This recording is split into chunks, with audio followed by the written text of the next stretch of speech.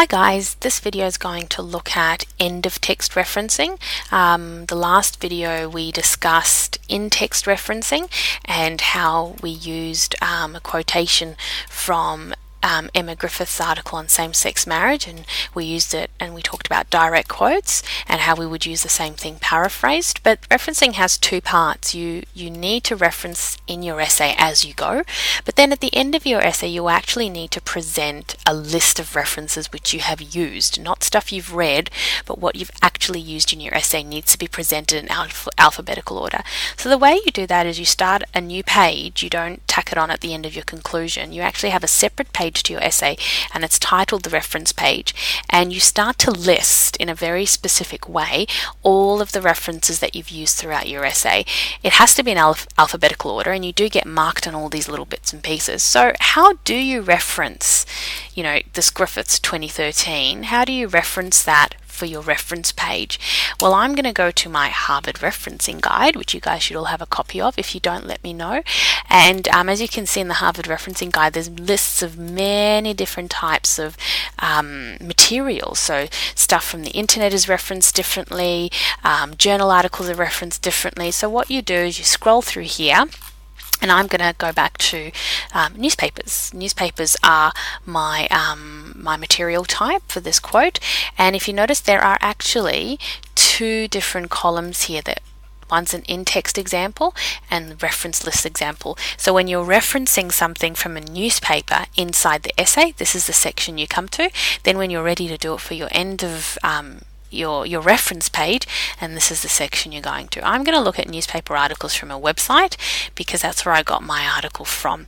And as you can see, there's a really specific way of doing it. We have the author's surname, we have their initials, the year. This is the title. You have the title of the headline, the article title, then the newspaper that it's taken from, the date, and when it was viewed. So what I might do, if it's going to let me copy this, but it's probably not, that's fine, is now that I've seen an example of how to do it, I'm going to go back to my reference page and I'm going to look for my author's name. Her name is Griffiths. And what's her first name? Let's go back here. Emma. Emma's her first name, so I'm just going to put E. And let's go back to the Harvard referencing guide. What do I need to do next? I need a comma between the surname and the initial. Okay, so I'm going to go and do that. And then I also noticed that I need a year. So it's 2013, which we've also got in our in-text. So I'll put 2013, and I'm going to go back and see if I've forgotten anything. I've forgotten the comma there, and then the next thing I've got to put is actually the headline. So then I'll put my comma, and the headline, which was, I'm just going to copy that and paste it in here, and I'll take it down a few sizes, so it's not very helpful. And what do I need next? Look, I need to put little punctuation marks around the headline, around the article title. So I'm going to do that.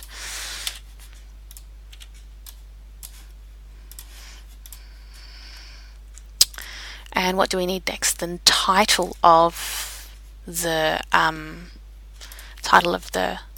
newspaper. So Sydney Morning Herald, and I think that title may have actually been in italics. So I'm going to italics that, and the date and when you viewed it. So the date of this article was the 23rd of October. Let me just have another look. It's 16th of February, 23rd of October, yep. And I need to put a comma there. So I'm going to put 23rd October, and the italics is carrying over, but I'm just going to stop that because that doesn't need there.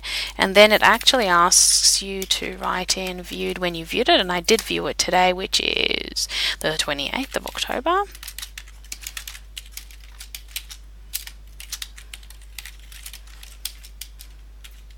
Let's see what's the last thing I'm going to need for mine. I'm actually going to need the website address in these little alligator teeth, mouth.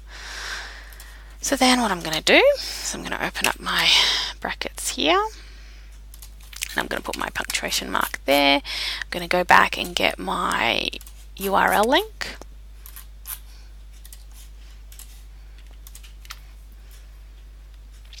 And close that off there. So basically, you will have at the end of your essay a reference page that looks very similar to this, and you might have 10 or 15 of these that will all look very differently based on the type of material you're referencing. If you're referencing a video, it's going to look differently. As you can see, if you're referencing the ABS, Australian Bureau of Statistics, it's going to look very differently to the way that we've referenced our news article from the online website here.